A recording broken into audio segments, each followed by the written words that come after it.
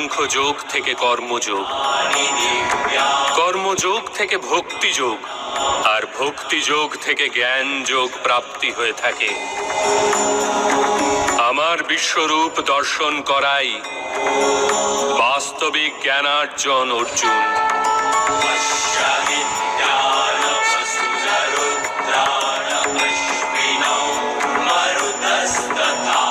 এই একমাত্র জ্ঞান যা বিশ্বের সমস্ত জ্ঞান ও বিজ্ঞানের মূলাধার। এই জ্ঞানই মুক্তি প্রদান করে। দেবতাদেরও যে দর্শন সহজভাবে প্রাপ্ত হয় না, এরূপ বাস্তবিক রূপ আমি তোমাকে দর্শন করাচ্ছি অর্জুন।